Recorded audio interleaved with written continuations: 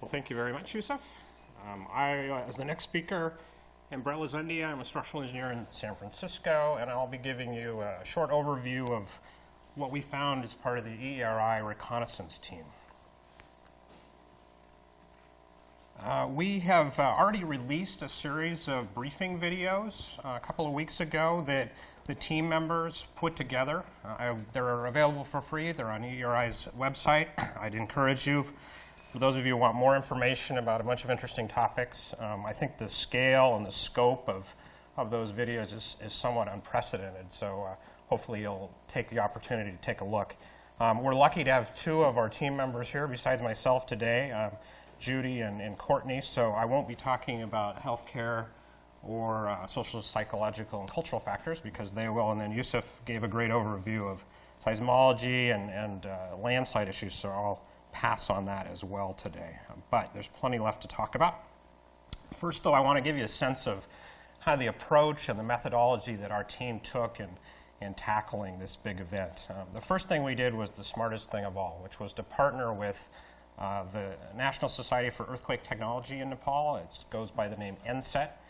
We had 3 folks from Nepal, 2 from NSET on our team, and they were invaluable in getting us into places and connecting us with the people that we needed to talk to. They seem to know everybody in the entire country, so we were very successful, I think, primarily due to them. We assembled an unusually large team. EERI has been doing this for up to 50 years and has gone to many places. We had 13, 14 folks on our team from all over the world looking at very different things. So it was very much representative of EERI as a multidisciplinary organization. We assigned everybody tasks and objectives, and we set the bar pretty high, and everybody was very productive. A couple of new roles were created for this earthquake, brainstorms of EERI staff. One was to try and encourage and involve younger folks around the world who were interested, and so we had virtual team collaborators, meaning they, by the internet and by phone, and helped us before, during, and after the event with all kinds of things. So that was great. We also have curators who are helping deal with topics on EERI's growing website. We got wonderful advice from USF's team, who did reconnaissance for us in a sense, have told us all the cool places to go and things to watch out for before we went, and that was extremely helpful. This is a vast number of teams that were going there, and so there was a rather staggering amount of correspondence before, trying to make sure everybody knew what everybody was doing and we weren't overwhelming people in Nepal. We were able to go in a lot of places. So we started in Kathmandu, but we were able to go in a number of different rural districts and look at heavily shaken areas with all kinds of different tasks in mind. One of the most interesting things that we're going to do, and we began that process during this event, was something we're calling a community case study. So the idea here is to select 2 or 3 communities, ones that are less damaged, more damaged, urban, rural, better prepared, less prepared, and look at where they were before the event, what kind of planning did they have, what happened in the event, how did the recovery go at the time we were there, what were their plans moving forward, and then we'll be going back again a couple of times with different groups of people with a very heavy emphasis on resilience, but trying to dig down at a community level and as broadly and as multidisciplinary as we can. So I'm particularly excited by that idea. I mentioned that we had objectives for everybody. There's a detailed presentation of this on EERI's website, so I won't spend too much time, but the good news is we were pretty much able to do all the things we hope to do, and more. We had a big team. This is before we went out somewhere. Everybody's smiling for the most part. They're still smiling. I can see it here in the audience today, so we made it back safely and soundly. Not too many aftershocks while we were there, but a few. We have people from practicing professions like myself, people from academia, people from Nepal and India and New Zealand and England, all over across the U.S. So it was a great, very interesting group of people who worked very hard. So when we were there, Yusuf had GPS tracks, and here's our version of that. So Kathmandu is kind of right in the center of that picture. And we went to a number of districts, the ones shaded in red, the big red dot on the left, that's the main shock. Aftershocks over on the right and to the east, that's where the May aftershocks were. We focused mostly in the valley and to the east, but we did go to Gorkha to the west, some of us. So let's talk about the earthquake a little bit. USF's giving you an overview tectonically and from a ground motion point of view, from just the point of view of people, which is, I think, the most important thing, is this was primarily an event that damaged and harmed and killed people in Nepal. There was some damage in neighboring countries, sadly some deaths, but the bulk of the brunt was taken by the people in Nepal. Maybe not as many deaths as we might have expected for an event of this size. It had to do with where it occurred and the time it occurred, but still staggering number of human losses and affected people. There's been a very well done post-disaster needs assessment that the government of Nepal partnered with World Bank and a number of other organizations put together that goes through sector by sector and describes what has happened, what the losses are, what needs to occur in the future. And so just sort of touching on it briefly, just to give you a sense of the scale, 750,000 homes and private buildings were heavily damaged, some totally. The number of schools that was affected was huge. Over 1,000 healthcare institutions affected. 700 very significant monuments and temples and important religious structures were collapsed. Nearly 3,000 were affected. And then, Lifeline Events, which USF touched on, were significant. So it sort of goes on and on. What was interesting to me is in Kathmandu, the time we were there, month and a half afterwards or so, it was not always obvious that there had been a big event. It kind of depended on where you were, which street you're on, which part of town you're on. But when we went out to the more heavily shaken areas, it's devastating. That, there are entire towns that have been lost. So one of my colleagues, Hemant Kaushik, he's a professor of structural engineering in India, and we spent a lot of time together. We went out to a number of villages. These are some pictures from different places. Nepal really has two main kinds of buildings. One is reinforced concrete frames that are infilled with typically brick, and the other one are unreinforced masonry bearing wall buildings. So on the frame side of things, there's a lot of buildings in less shaken areas that did fine. But there's a lot of them that look like this. So there's many tilted buildings due to foundation detailing and sliding down hills, ridgetop amplification, non-ductile design and detailing that look like this. So these are not simply the only ones we saw. I think Andre will show you this fancy apartment building on the right a little bit later that was red tagged and heavily damaged. As far as bearing wall buildings go, on the upper left, that's someone's home in a town that's east of Kathmandu. There's lots and lots of pictures of buildings that look just like that or similar. Nepal spent a lot of time doing post-earthquake safety evaluations. So we're familiar with that here in the U.S., the ATC-20 process of red, yellow, green tagging. They did something very similar, a slight version of their own. They didn't tend to post tags on the buildings. So the circles on the upper right there's a red dot on one building and a yellow dot on the other. That was unusual. Typically, they would talk to the owner about what happened, but they wouldn't actually post it. And there's sort of a long set of potential reasons on what they were concerned about with that. They also don't barricade or shore, at least to the extent that we typically would here. So at the bottom right there, you can see one of these tilted buildings on a narrow street. People are walking, people are driving, and if it were to fall over, it would fall right on that car.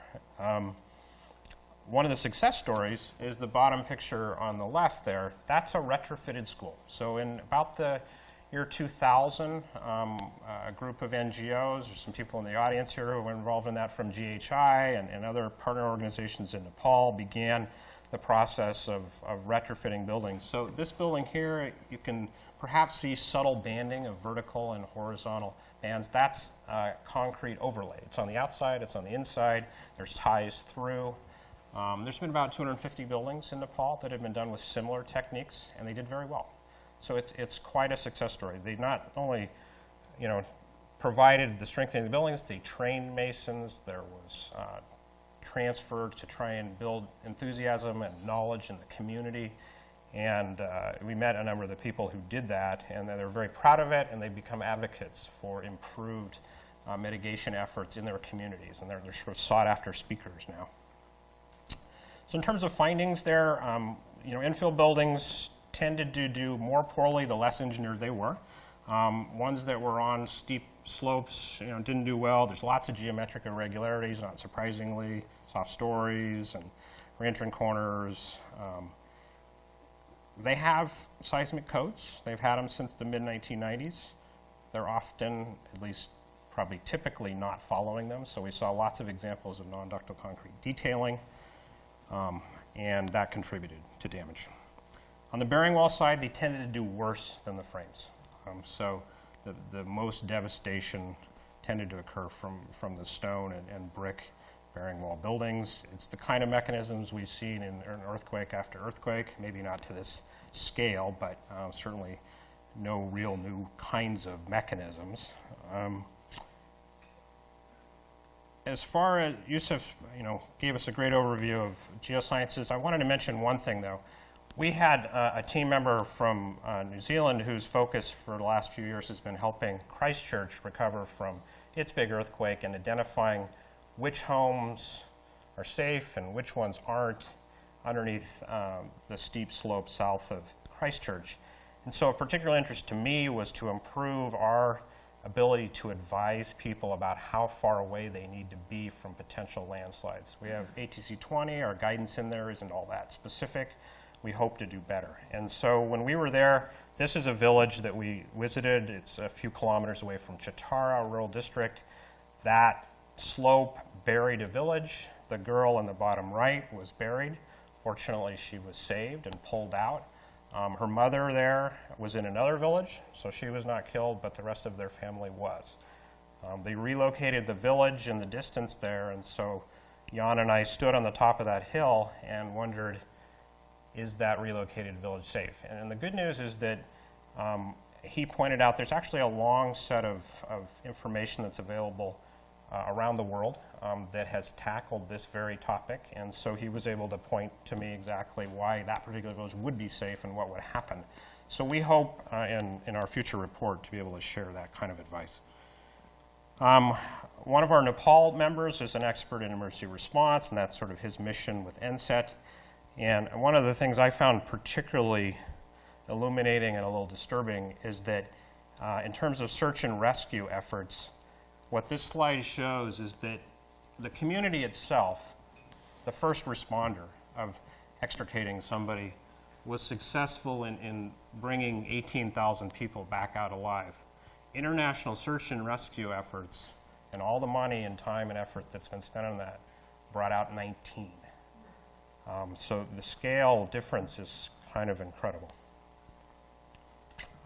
So not surprisingly, improving our local search and rescue efforts is a high priority in Nepal, and I can imagine it would be a high priority around the world for similar reasons. They're just right there. They're the closest people. You can get people before they've died. He also had a lot of advice about which areas are safe in buildings. Can we learn more about not just duck and cover, but more specific things about that, their own emergency plans and how they can be approved. So we have advice in our report about that. One of the great things about Nepal, and maybe one of the few things that people from afar know about it, is that it has a spectacular cultural heritage. There's 7 UNESCO World Heritage Sites in downtown Kathmandu, right in the center, is one of these places. And it's one of the reasons tourists go. It's one of the things that the people in Nepal are particularly proud of. So before I went, based on the news, even in the New York Times, you got the impression that it's all gone. It's all been lost, and that's just not the case. It's certainly been devastated, no question, but there's plenty of things still standing. Some of them kind of, you wonder how could that possibly be standing when the one next to it is completely gone. And so, that I think is the great interesting thing from a structural engineering and an architectural historian point of view is why did some of those structures stand? And how should we fix the ones that were damaged or lost? Should we rebuild them exactly the same way? And there's a lot of pressure to do that there. Or should we provide some form of enhancement, some form of seismic strengthening? Perhaps it's inside where you can't see it. Is that okay? So that's a debate that historians and preservationists and structural engineers have been having all around the world for a long time. It will be a very big debate in Nepal because there is a very big issue there, just given the scale. And finding consensus on that, finding funding to do that, doing appropriate engineering studies to understand the best way to do it, thinking about marshaling all of our best thinking to the right end will be a big challenge. I mentioned they have building codes. They were helped by folks in New Zealand many years ago to do that, primarily based on the Indian codes, but generally not followed. So here is a building that was permitted for 12 stories. They have permits, but it was 17 stories tall when we were there. This is not an anomaly. The enforcement of the codes is not there, in all cases at least. Here is a relatively new school, and you can see the facade there. If I zero in on one of those columns in the front, and then I zero in even more carefully, you can see the spalling. But it's not the spalling to be worried about. The issue is this is a relatively new building, and the ties in that column are almost at the thickness, the width of the column D. So anything over D over 2 is largely ineffective, and we would usually like it to be a lot closer than that. So wide tie spacing, poor laps, no cross ties, and yet all those things are required in the code. So this is a great laboratory, it turns out, because there are all these communities around the country that have adopted the building code or are in the process of doing it at one point in time, and their success in making it work it varies. And so finding out why certain communities were more successful and what their plans are moving forward, I think will tell us a lot of lessons, not just in Nepal, but all around the world where those issues exist. We spent a lot of time talking to utility folks, going to visit places, and Rachel Davidson is a professor back east, and Chris Poland were a team that went and did most of this. What we tended to find is that the rural areas suffered more from a variety of things, but from the landslide front, that was the case. There is a lot of development going on. Yusuf mentioned, the potential for hydropower. It's staggering, and there's a lot of projects in the works, and they were damaged. So, one of the great losses is those projects of bringing online power. And this is a country where there can be 12 or 16 hours a day where you don't have any power because there's not enough to go around. Or you don't have water because there's not enough water. And so people have workarounds. People have emergency generators. People have cisterns. There seems to be bottled plastic water in the middle of nowhere. But nonetheless, there's a lot that's going on, and sadly there was a lot that was damaged. So Rachel's report has a long, good summary of what happened to lifelines in this event. The last topic that I'll wrap up with has to do with resilience. So this is one of our team members' sort of primary focus, Chris Poland. He was looking at resilience issues, and as I mentioned, Kathmandu sort of on the pathway to recovery. It wasn't as badly damaged, at least in the global sense. So when we were there, the time scale in Kathmandu, it was farther on the path towards recovery than what we saw in villages where people were in refugee camps, people were without food, people had a lot of trouble. So the villages were still on the beginning of that and were struggling on that timeline. In terms of housing, there's what can they do moving forward? They can build back better. That's the mantra, that's the phrase that people use. They can follow the code. They can, not dust off the bricks that have fallen and rebuild with the same mud mortar, which we saw countless examples happening. This is the struggle, is that people need to get back in their homes as fast as possible. So you have that tension that exists after every event. We saw that firsthand. I think training and licensing and plan review, which are in their infancy but are definitely happening there, will pay back well. The airport plans to upgrade, they had a lot of trouble, at least initially, getting everything in that they wanted to get. They just need more redundancy in general on all these lifelines, so that things that are down here don't affect things that are down over there.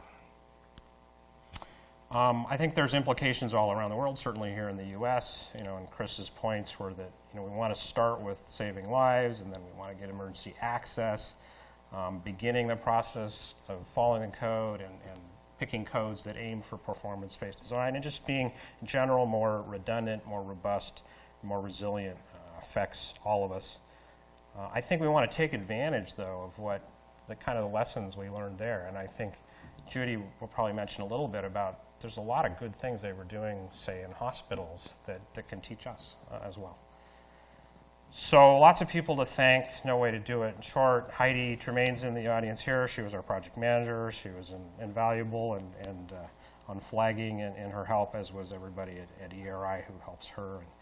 And I'd like to thank them in particular, and then our colleagues in Nepal as well. And perhaps most importantly, thank the people of Nepal. Everybody we met was incredibly gracious and thoughtful and impressive. And it was, kind of wonderful to see. So thanks very much. More information available.